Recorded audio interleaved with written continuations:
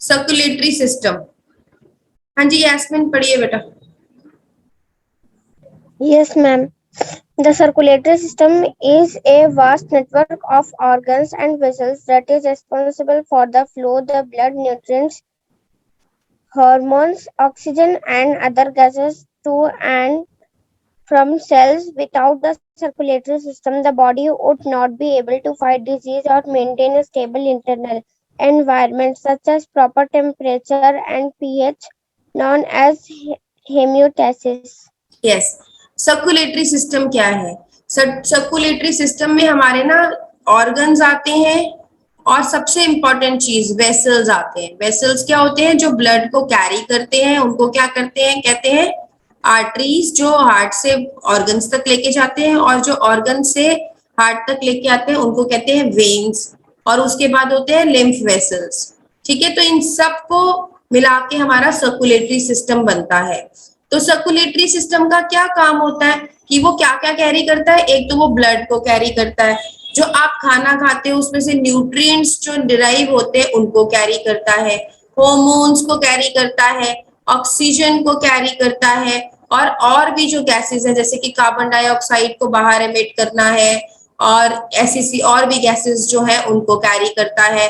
Sales के साथ exchange करने के बाद ये कैरियर की तरह एक्ट करता है। तो सर्कुलेटरी सिस्टम नहीं होगा तो क्या होगा? हमारी बॉडी में इन्फेक्शंस को लड़ने की क्षमता कम हो जाएगी, क्योंकि सेल्स जो है वो तो हमें सारी बॉडी में चाहिए ना, तो बनते तो एक जगह पे, उसे सारे ब्लड के थ्रू ही ट्रांसफर होते हैं।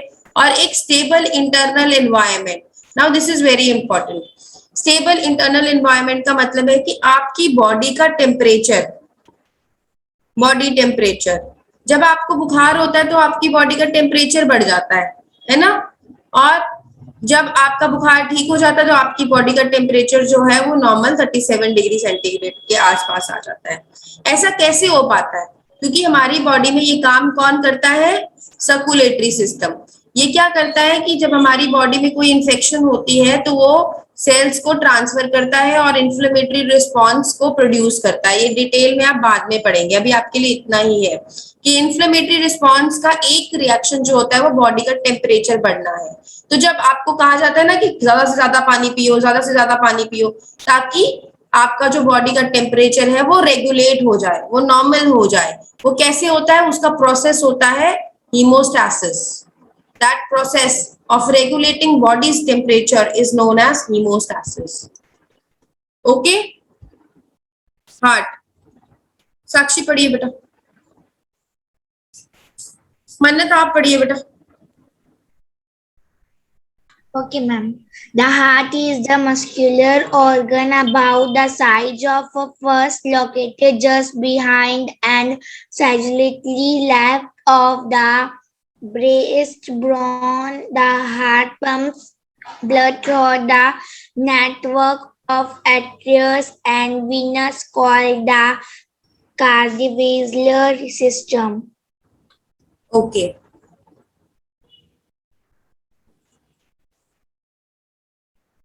Heart is a muscular organ. ये मैंने आपको बता दिया कि वो मसल्स का बना हुआ है, तो ये मस्कुलर ऑर्गन है। साइज ऑफ अ फिस्ट, मतलब अगर आप ऐसे हथेली बनाएंगे तो इतने साइज का है, इतना बड़ा हार्ट। ठीक है, लोकेटेड जस्ट बिहाइंड एंड।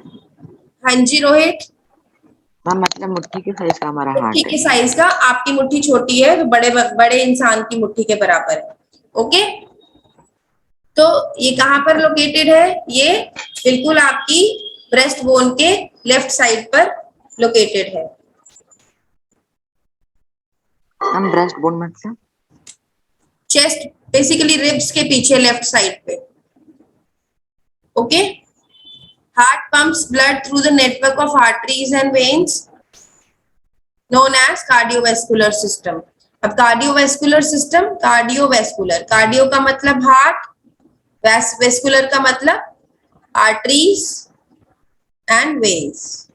तो कार्डियोवैस्कुलर सिस्टम में जो है हमारे पूरा हार्ट का फंक्शनिंग आ जाती है, जिससे कि वो ब्लड को पंप करना और रिसीव करना का प्रोसेस होता है। ठीक है, Okay, ma'am.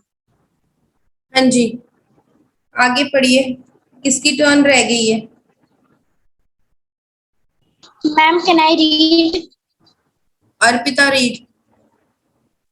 Heart. The heart बेटा has it is four not chambers. Hurt, it is not hurt, it is heart. Heart, Heart.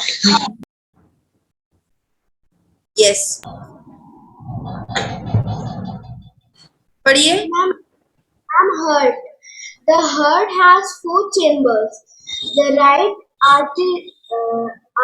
Priyam, atrium receives blood from the veins and pumps it to the right ventricles. And the right ventricles receive blood from the right atrium and pumps it to the lungs, where is loaded with the oxygen. Okay, ये देखिए ये structure है heart का। अब इसमें क्या है, यहाँ पर जो सुपीरियर वेना केवा है इसके थ्रू आपका ब्लड आया, ठीक है। अब इस सुपीरियर वेना केवा के बाद, this is superior vena cava, इसके बाद ये किस में गया, ये राइट एट्रियम में गया। राइट एट्रियम से ये वॉल्स के थ्रू गया राइट वेंट्रिकल में। राइट वेंट्रिकल ने इसको पंप किया और ये लेफ्ट पल्मोनरी आर्टरी के थ्रू, लेफ्ट पल्मोनरी आर्टरी के थ्रू ये लंग्स में चला गया। फिर ये लंग्स से ऑक्सीजनेटेड ब्लड आया, उसके बाद वो लेफ्ट पल्मोनरी वेन से आपका जो वो ब्लड है वो आपके लेफ्ट एट्रियम में आ गया।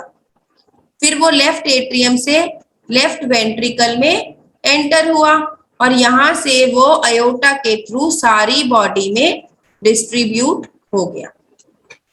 I hope this is clear. Yes, ma'am. Can you say it again because I can't understand? Yes, ma'am. Ma'am जो deoxygenated blood है, बेटा that is further more detailed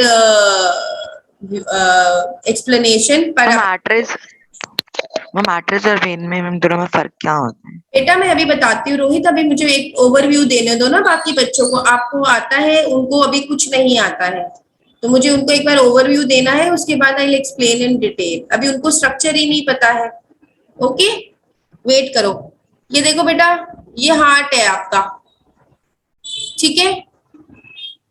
ये 4 चैम्बर्स है, देखो ये है राइट एट्रियम, ये है राइट वेंट्रिकल, ये है लेफ्ट एट्रियम, ये है लेफ्ट वेंट्रिकल।